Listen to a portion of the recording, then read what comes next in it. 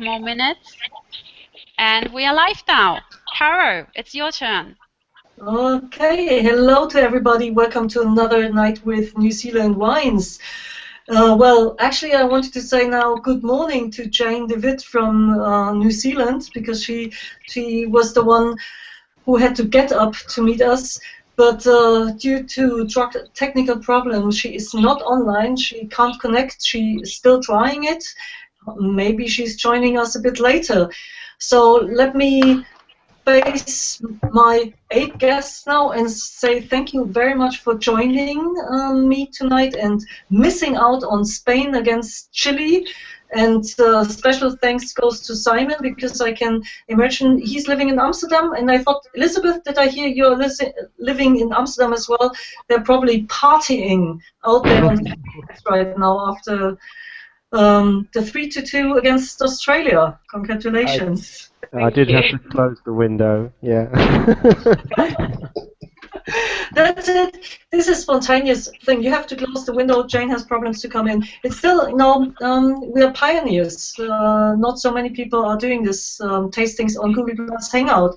This is actually already our 5th one.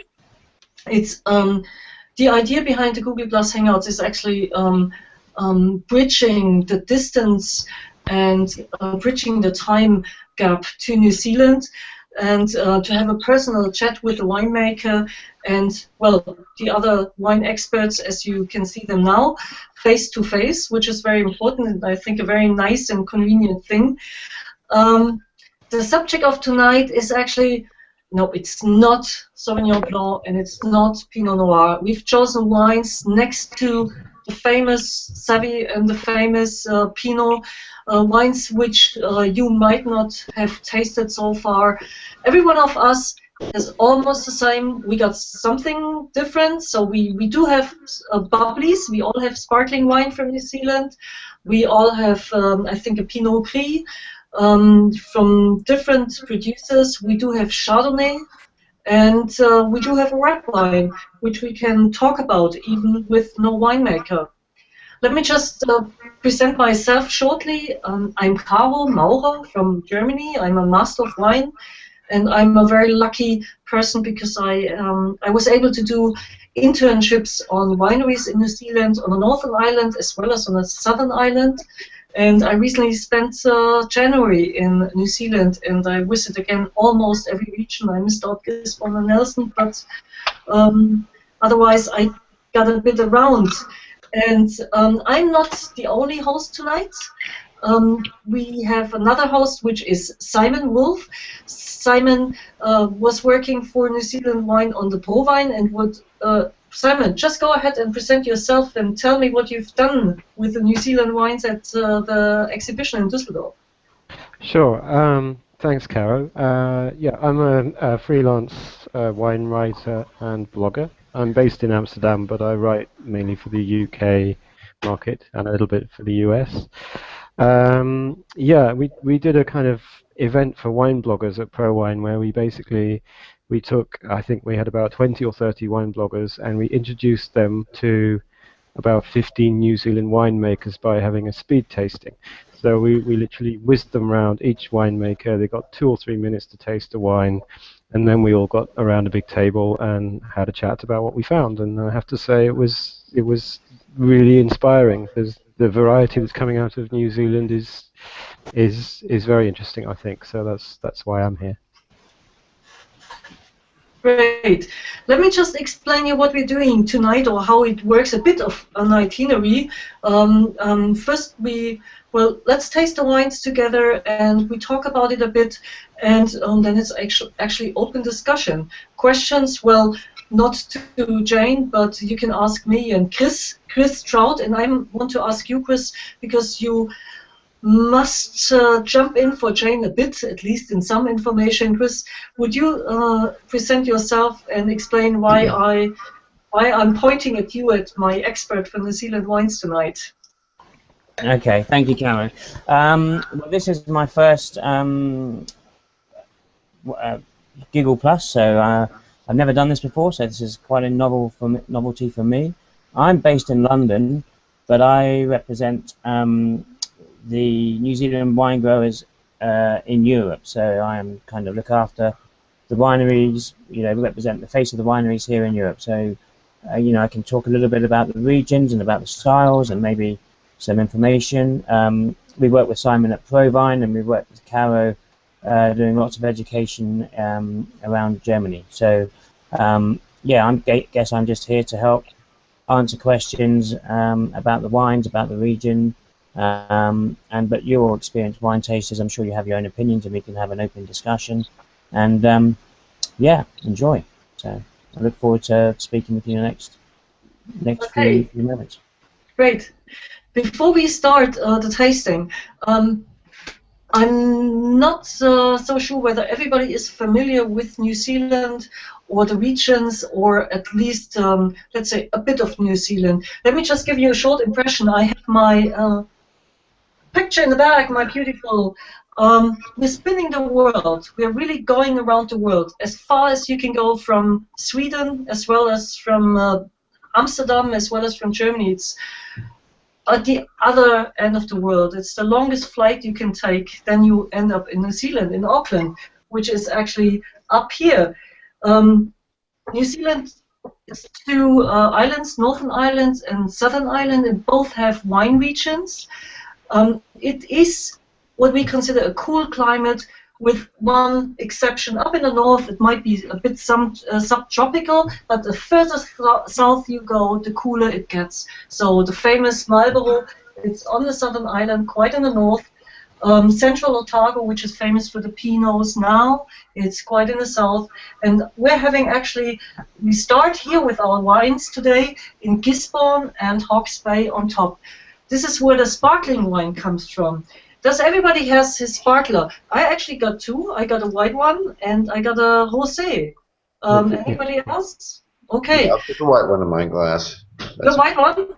And then I take the rosé, because I figured out that these wines are pretty much the same. The only major difference is the color, actually. And it's added by a bit of pinotage, which is giving the color to the rosé. Well, you do know that the Germans are the world champions, not in football so far, but in drinking sparkling. We're drinking sparkling all the time, and I think average in the year is 4.2 liters. Chris, as being the representative of New Zealand Winegrowers, how would you try to persuade us to drink Lindauer instead of German sparkling, for example? Oh, put me on the spot. I don't have the sparklings with me, but I hope everyone's enjoying it. I can hear the pots corking, the corks popping. So cheers. New World sparkling wine, in New Zealand in particular, it's fantastic. You're getting very fresh flavors, a high quality. You're using the same grapes, Chardonnay, Pinot Noir, as you say. You said you had some pinotage in there. That's an interesting. Just in the rosé to add the color. The rest is the same. It's 52 Chardonnay and 48% of Pinot Noir. Okay, so just a touch. Okay, perfect. Well, I mean, I think what you're getting is you're getting a lovely fruit delivery. You're getting a nice sort of mousse, sparkling mousse. I think it's fantastic. Nice color I can see on the screen there. I think Lindauer is the biggest selling New Zealand sparkling wine, and exported all over the world. It's a fantastic style, and yeah, I just think it's a shame we don't have the winemaker, because she can tell us much more about the wine. I think the sparkling wine is a very small category in New Zealand, but the quality is very high. And it's actually amazing. It has second fermentation in the bottle, 12 months on the lees before dégorgement. And I think, well, you can all smell it right away, because it has this typical autolytic notes of nutty notes, leesy, but it's still, the fruit it's more fruit driven, I would say, than a wine or sparkling wine from the old world. When I've been to New Zealand, I realized that they I say bubbly now because it's the common word which we use, but you see, in the Kiwis often refer to their sparkling wine as method because they have the second fermentation in the bottle. I think it's a really fun bubble. What do you think, Simon?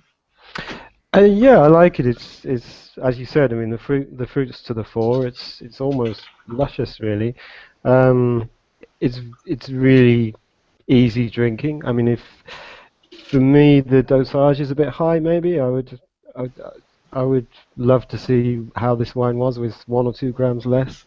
But that's just a personal taste thing. I think this is, I think this is absolutely stunning value as well. I just checked the price in the UK and Europe, and I think, yeah, it's brilliant value for what it delivers.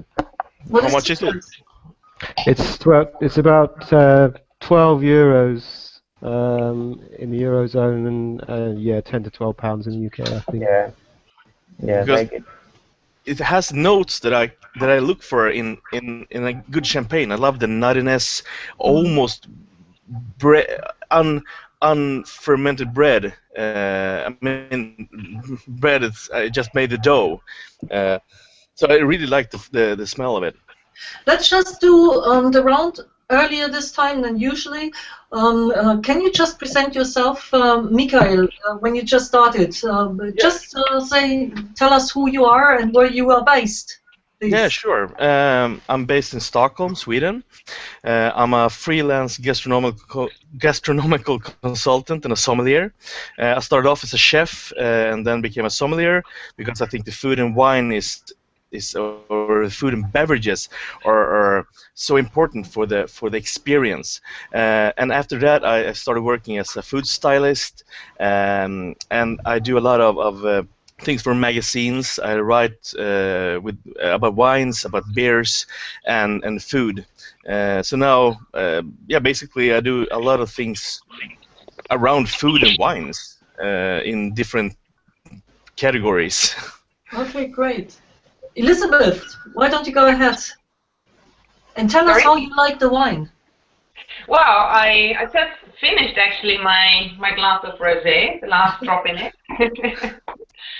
Yeah, I like the fruity style of it. I personally, as I'm from Austria, there we also have the more the fruity style of sparkling wine, not the yeast-driven typical champagne style. And yeah, I think this is a very nice sparkling champagne. Well, attracts many customers who enjoy drinking fruity sparkler, especially now in the season when it's very hot outside. It's going, and the price point really reflects that as well. So it's a very good product in that sense. Thank you very much.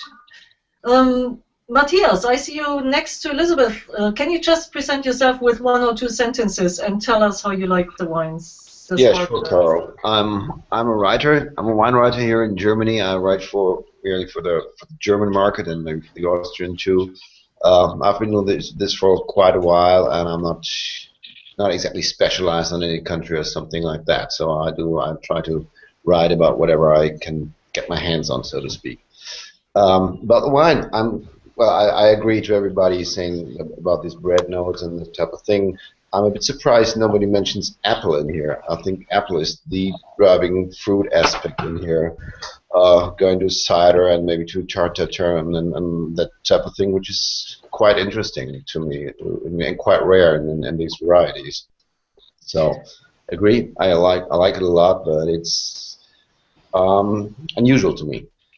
Maybe it's because we have the rosé in our class and not the white one. one. Sure. I'm talking about the white. Yeah, sure. I'm talking about the Brut Cuvée white.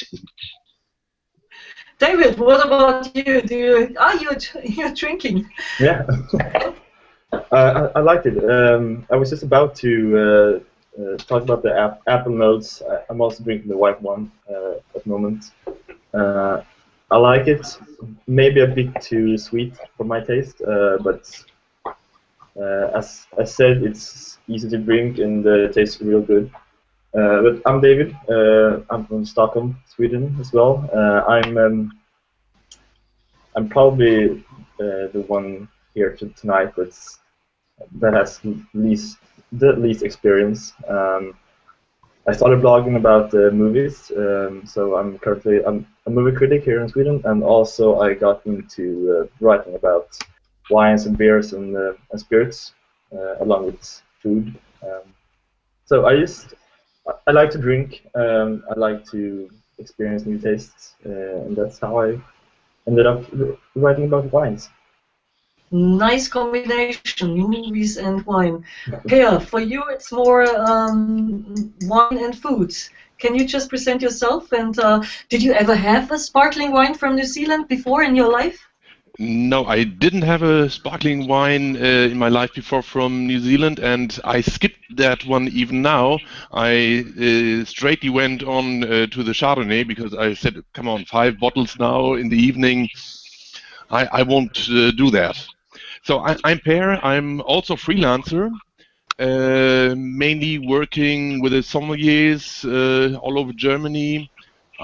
Since beginning of the year, I'm together with Frank Kemmer, responsible for the Sommelier College of the Sommelier Association of Germany, where we train young talents to make them even better.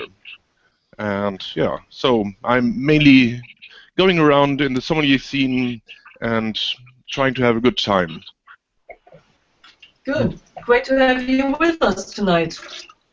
Well, let's move on to another white wine. Who has started already with the Chardonnay? I thought we should take the Pinot Gris first, actually. Pinot Gris is the big hype, the big fad right now in New Zealand.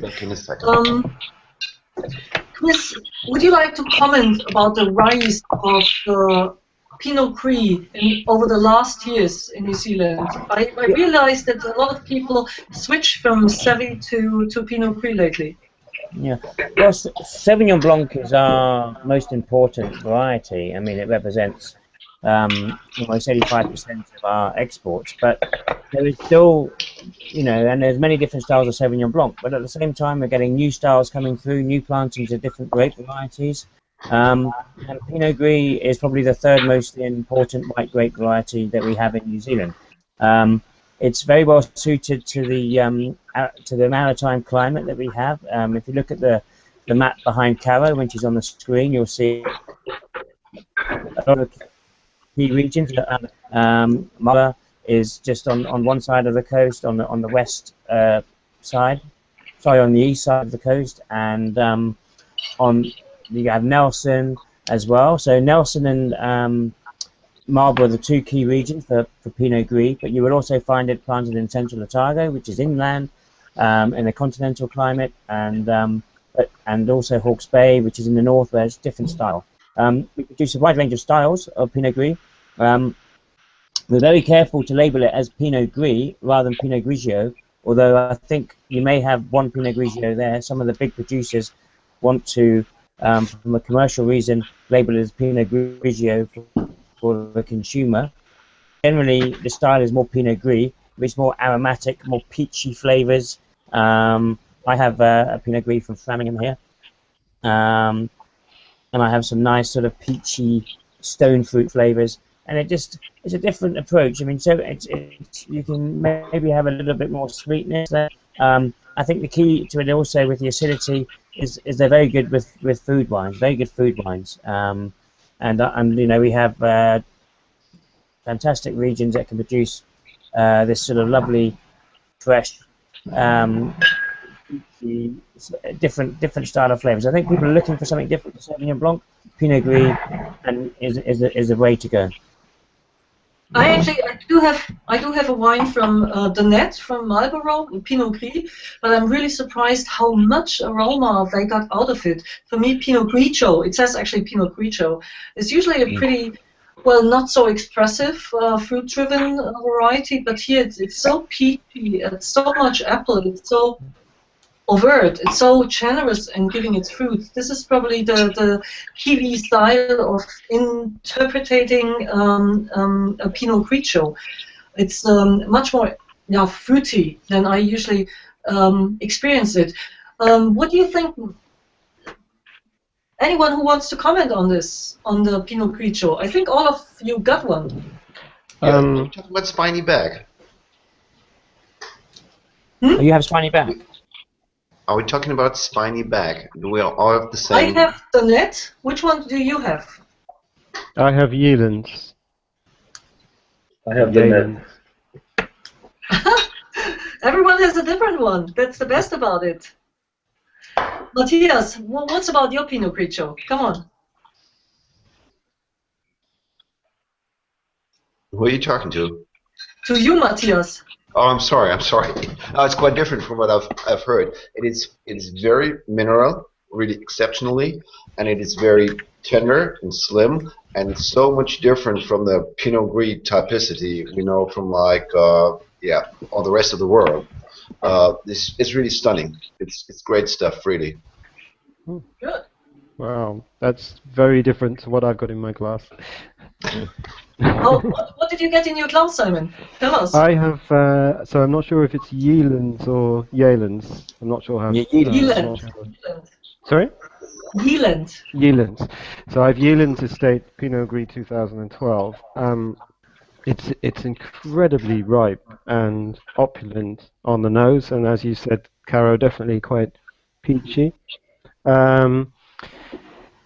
It's got very good acidity, I have to say. With the nose being so ripe, I was wondering whether it was going to be flabby, but not at all. The freshness is there, and it's got a really nice persistent finish as well. But it couldn't be more different than insipid in Pinot Grigio, as most people who work in Horeca sort of know and loathe it. So yeah, it's interesting. Per, what about you? Your experience? Yeah, I have the net Pinot Grigio 2013, and for me it's a very open style. It's really well accessible, rather fruit driven.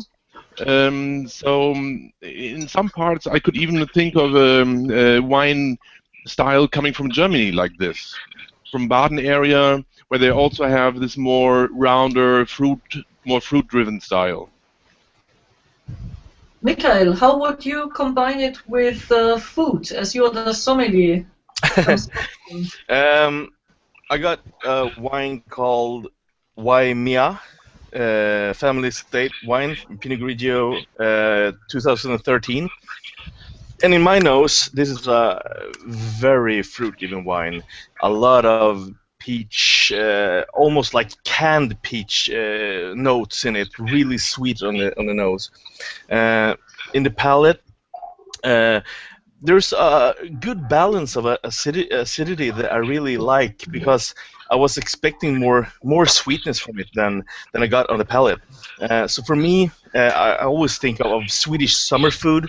So lightly smoked salmon with a mayonnaise-based sauce with a lot of herbs and lemon on the side, and new potatoes would be really nice for a wine like this.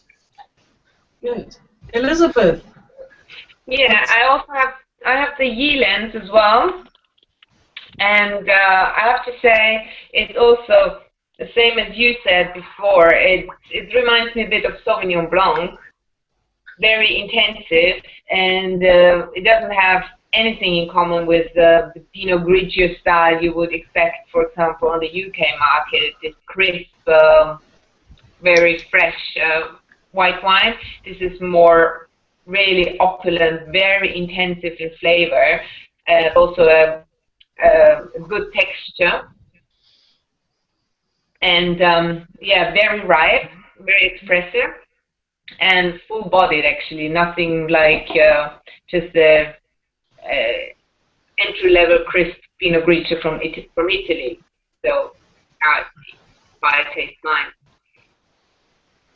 Yeah, it is quite a different style. It's really a typical style. This is New Zealand Pinot Grigio, and I think because it's so generous in its whole appearance, this is probably why it's such a fad, such a fashion right now.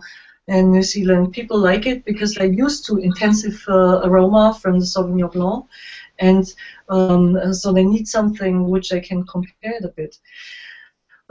Let's move on to another white wine. I think all of us, even if this is the great thing, everybody can describe its own wine, its own Chardonnay, and let's move on to have a Chardonnay afterwards. I can start, but please, everybody else has to describe his own wine afterwards. I have a Woolf Chardonnay from Central Otago, 2012.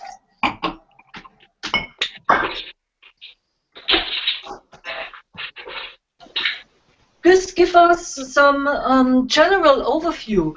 Chardonnay, I know that Chardonnay was actually there because Sauvignon Blanc was there, but it got a bit in the background being so prominent. Yeah, I think. What's the position right now? Well, Chardonnay is probably the second most important variety, white wine variety in New Zealand. I think it's very underrated. I think we produce very high quality Chardonnays, and the best thing, we produce it from every single region. From up in the north, you have Kumeu River, which is wonderful producer of Chardonnays. Up there, the Brackoviches. If you find Kumeu River Chardonnays, world class Chardonnay. As Caro moves down, you have Gisborne, which is a warm area on the coast, the most easterly vineyards, the first vineyards in the world to see the sun. As the day dawns, you see those vineyards see the first light of day. And Hawke's Bay, just below that, they are very warm climates and very sort of, the Gimlet Gravels is a well-known small region there, sub-region there, which has very stony soils, no old riverbed, and the Chardonnays there are absolutely wonderful. Coming down to the island, you have Martinborough, where you have Atarangi, had a wonderful. I mean, Martinborough is more well known for its Pinot Noirs, but little known fact, they produce fantastic Chardonnays as well. Marlborough obviously is the biggest region in New Zealand, most important region, and you'll find. I mean, I'm sure some of you have some stunning Chardonnays from there. The Nautilus Estate, I think, is one of my favourite Chardonnays. Really expressive, varietal character, nice oak balance, and then going all the way to the south, Central Otago, which is the most southerly vineyards in the world. So we have the most easterly and the most southerly, even in the continental climate of the mountains. Felton Road and Wooing Tree and other producers have some really interesting Chardonnays. So it's one variety that spans the whole of New Zealand, probably the only variety that spans the whole of New Zealand, and you can really take the regional differences and taste different regions and taste the diversity that New Zealand can produce. It's a great example to show people how New Zealand differs. It's not all the same. And I think Chardonnay actually is the variety where you can really follow up the development over the last 10 years. As you just mentioned, the oak balance, it got so much more balance in using the oak. Still, you can feel the oak. It's adding something. It's adding toasty notes, vanilla notes, some buttery notes, but it leaves space or room for the fruit, this melon and peach fruit, which Chardonnay usually brings into the wine. And I think, well, I've got mine. Mine is Wooing Tree, as you just mentioned, Wooing Tree from Central Otago. It's a full-bodied, it's really a grown-up wine. I like the texture. It has this creamy texture, which is mouth-filling. And for me, it's really a classical wine, a good style, a good example for what New Zealand Chardonnay. What I have a picture of my picture of New Zealand Chardonnay. Who wants to start? Matthias, do you want to comment on this? Which wine did you have in your class? I've got Nautilus, which is a Marlborough of 2012. quite classical stuff to me too. It's very elegant. It's got a comparatively, it's got a even a lot of wood. As I think you've got this breadcrumbs, but there's also honey, passion fruit, a little peach peel even. But the description doesn't really describe it. It turns out to be a very elegant drink, and maybe another very good example for a New Zealand Chardonnay and for a great Chardonnay too. I'm quite convinced of this. Yeah. Who has David? David, are you still here with us? Yeah, I am. Of course I am. I got the Alpha Domus from Hawke's Bay, 2011. Very good. Yeah, really good. I like it a lot. It sets in the mouth, in the back of my tongue and the roof of my mouth for a good period of time with a nice tropical fruit. I said melon is the most prominent tastes, and it's nicely balanced with still a crisp acidity that just... It's great. It's the best Chardonnay from New Zealand I've had so far. Good. Good to hear. Elizabeth? Yeah, I have here the Gießen Chardonnay, 2012 from Maurer. It's a very full-bodied wine.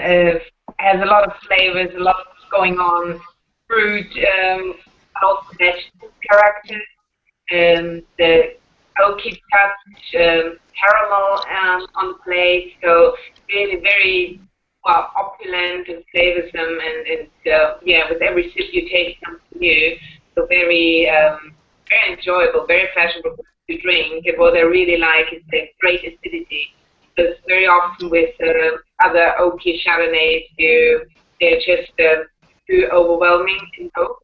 But here you have the fruit, the acidity. It's a very lively wine.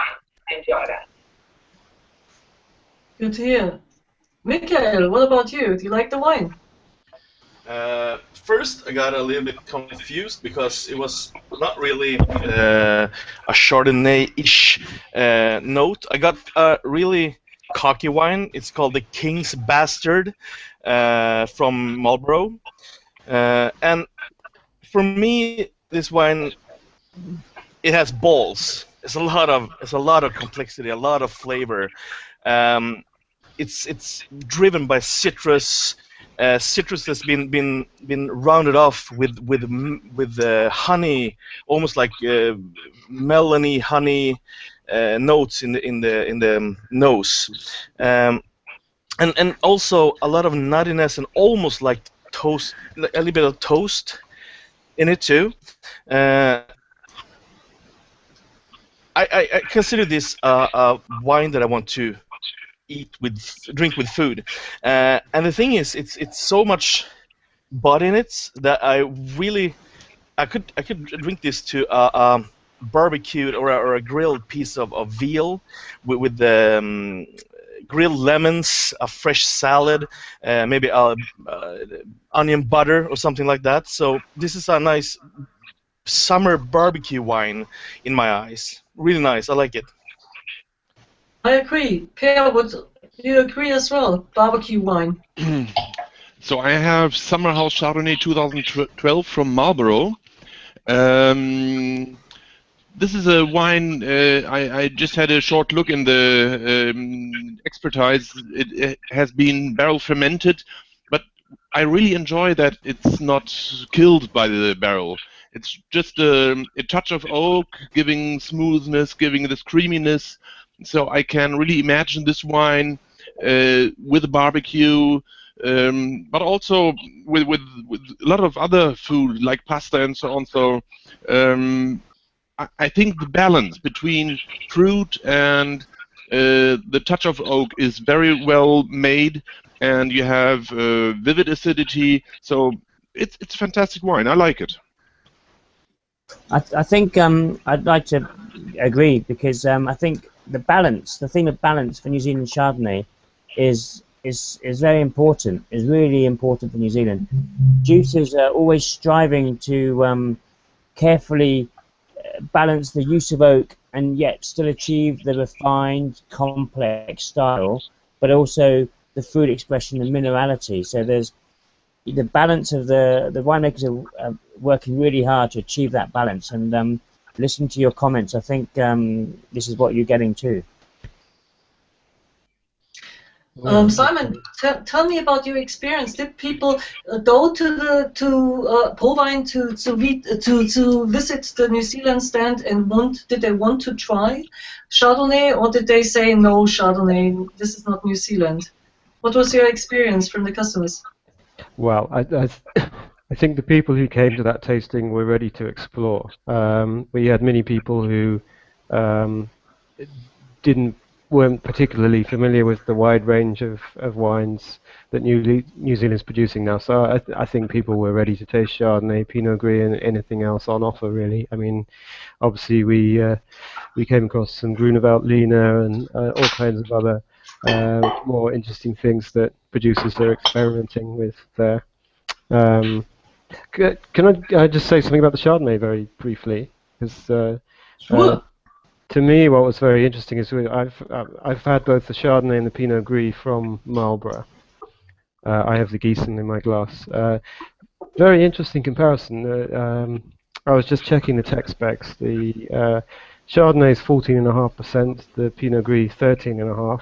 For me, the Chardonnay is a much more elegant wine, actually. And again, although it has this incredibly intense nose, as other people have said, it's really quite classical in the delivery with well-integrated oak and so on. So I think, yeah, for me, this is a grape that can clearly do well in several different regions and sub-regions in the country. I do agree with Chris. The Chardonnay from New Zealand is one of the most underrated wines from New Zealand. As you can see, it's all about balance, and the wines are very well balanced. But let's move on to red wine. We do all have Cabernet Merlot blends from different producers. Actually, now everything what we hear, what we see, what we drink, what we get is usually Pinot Noir and a bit of Syrah or Shiraz from Hawke's Bay. But the wine history started with red wines. It started up there in the north, and it started with Cabernet Merlot. They have been very popular varieties since the first day of New Zealand wines. And they got a bit in the background, the same with Chardonnay being overwhelmed by the success of Pinot.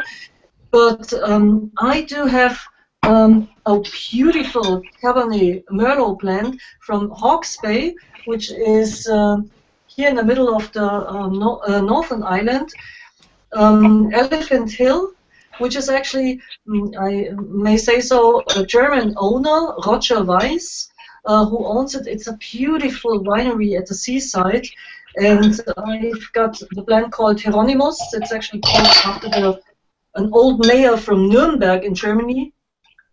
And for me, this is such a classical wine, and it brings everything what I expect from a good Cabernet Merlot blend. A lot of fruit, ripe cassis fruit and plums. Yes, I can taste that it has been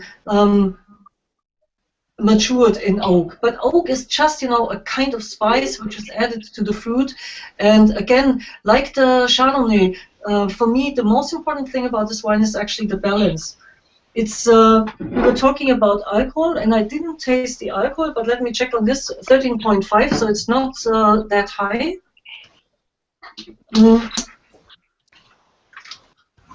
But for me, tonight, this is one of my favorite wines, because it has everything, a good structure, a nice texture, ripe velvety tannin, and a great fruit. And I really enjoy this wine very much. And sometimes I think we're missing out these wines by having so popular varietals like the Pinot. What about you, Per? You want to start this time with the Cabernet Merlot? Yeah, we have the same wine, Caro. So I also have the Hieronymus, and I agree, it's a really round, smooth wine. For me, it's still a bit too much oaky. I would rather wait another few years, but it's a very fine wine, and I enjoy this blend really much. Very nice. Did you ever have a Cabernet from New Zealand, or did Yeah. you? We had a tasting with Ron and Sayburn in February, only of New Zealand wine. So we had quite some different wines, not only Sauvignon. Okay, great. And Matthias, what do you think about it? Well, I've got a Alpha Domus, Oh, called the Navigator. Quite interesting label, actually. Probably shaped after the movie. It's a bit of kind of classical Art Nouveau stuff. It's a classical Bordeaux blend. I checked the expertise. It's about 30% Merlot, 30 Cabernet, and 16 and 15 Cab Franc and Malbec. It is an intense wine, intense dark fruit, a lot of pipe tobacco and that type of notes, violet, licorice too. Yeah, it's dense, and now I'm afraid I'm gonna be kind of killjoy. It is a bit over extracted to my personal taste.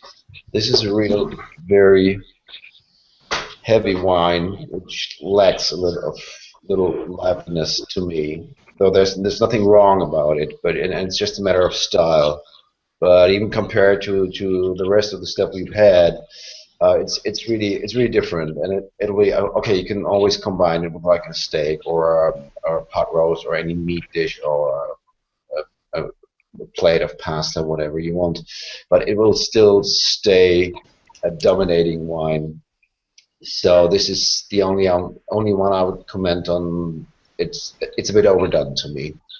no, thank you very much. I really appreciate your honesty. This is about discussing wines and not only giving the positive things, but also look on the critical side of it. Does any one of you have the same wine as Matthias and would like to comment on this? Yeah, I got the same wine, and in contrary to Matthias, I really enjoyed it because when I first smelled it, I almost got goosebumps because I think the intensity of the wine was so nice in my taste. I love the dark fruits. I love the complexity of it. So for me, in my style of what I like to drink, this is a really nice wine. But this is the beautiful thing with with the food and beverages, that everybody has their own taste. And like Matthias said, a piece of nice grilled steak or oven roasted ribeye or something would really help this wine to find its place, to be more suitable for a bigger audience. But people that really like the old, I mean not the old, but they really like the Bordeaux style, I think they will appreciate this wine actually. So that's my point of view of this wine. David, now I have to ask you, which movie would you recommend to go with your Cabernet Merlot? I would probably go with The Fault in Our Stars, the movie that's coming out right now. Mostly because they're both really powerful and need to break off each other's. I got the Villa Maria from Hawke's Bay as well.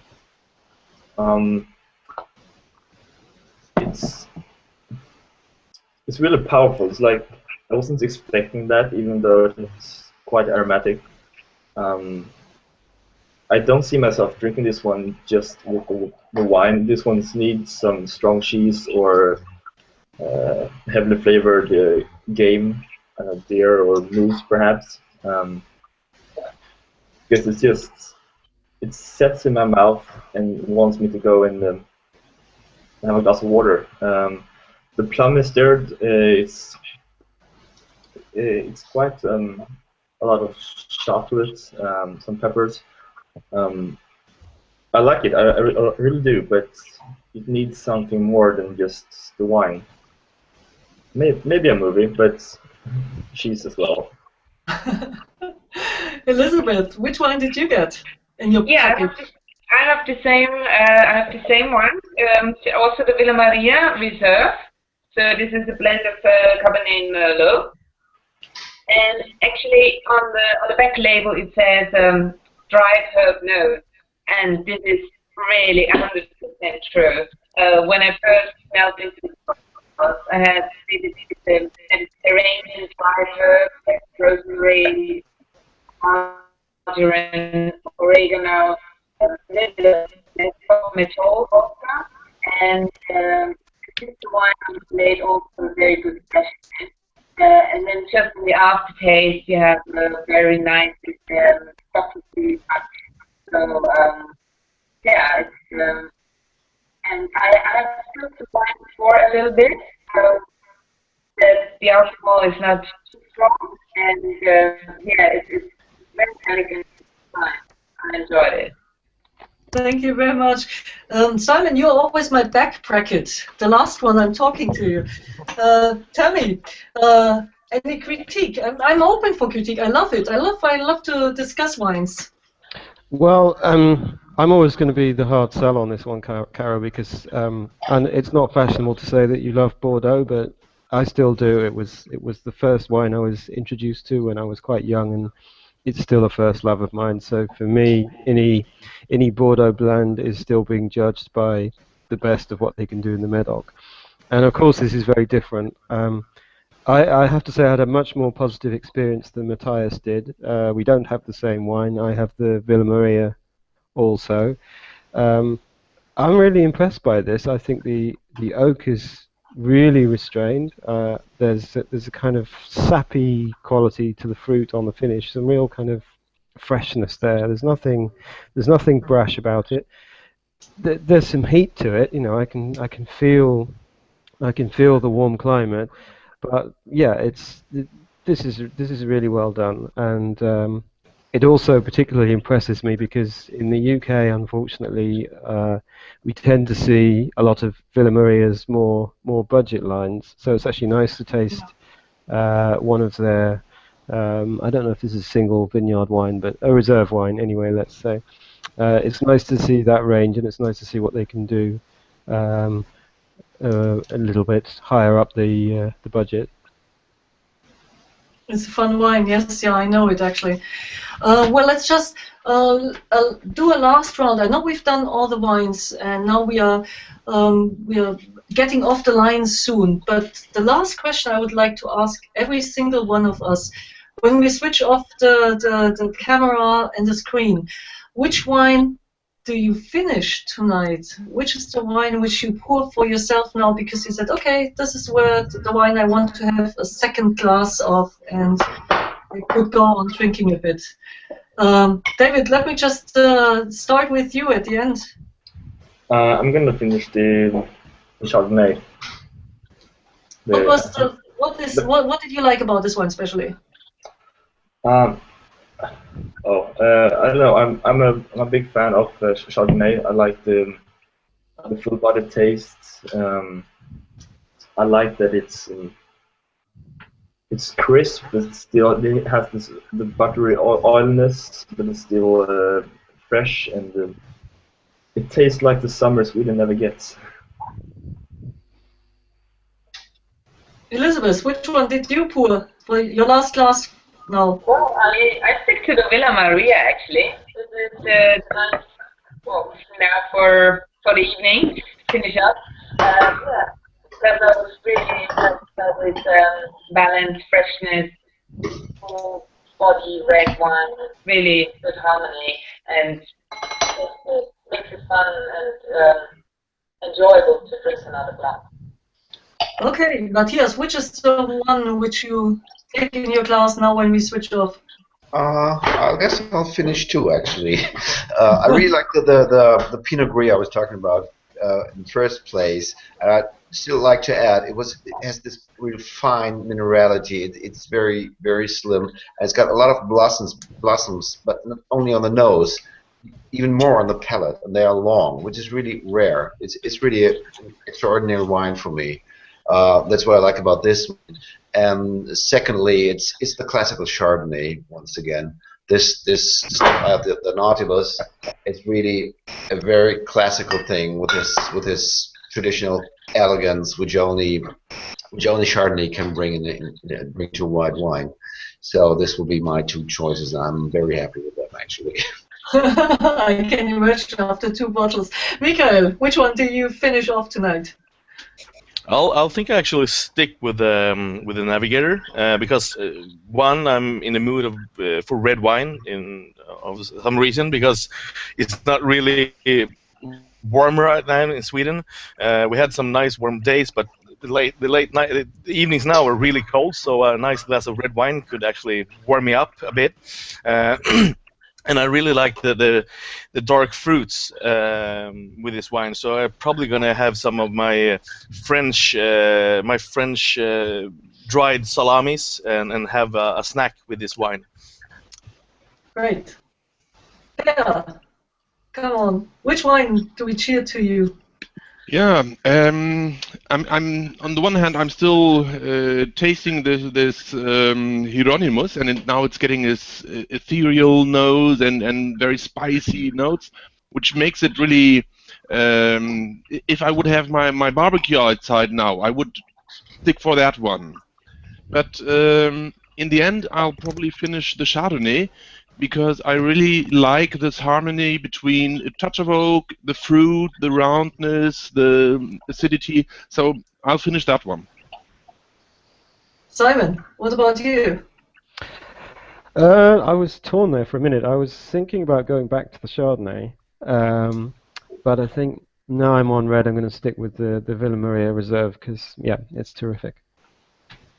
Really? Okay, then I'm the one who's actually going back to the first ones. I have a chilling. It's not getting too warm. I have a chilling jacket around my bubbly, and I'm the girly one. I like the rosé bubble. I think this is really, well, good price for a really good wine, and it's fun to drink and the right thing to finish off. And I'm really sorry for Chris, who doesn't have any wines tonight. I have Pinot Gris.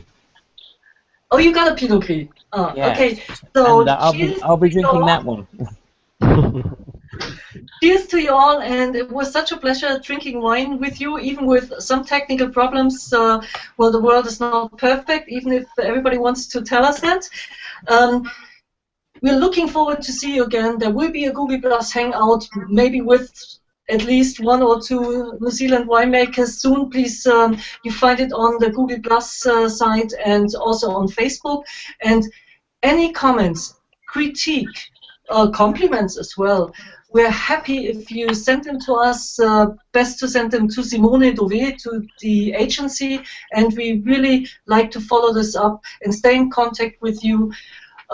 Thank you so much for joining me, and I know that there is a last football game starting soon, and there's some red wine, some white wine, some Pinot, some Chardonnay, some sparkling left. Thanks again, and it was really a pleasure tasting wines with you, and I hope you had some fun as well. Thank you. Thank you for the invitation. Yes. Yeah, thanks. It was good fun, really. And now let's see the second half of the game, Spain against Chile. Spain against Chile, yeah. Does anybody know how it stands? Yes.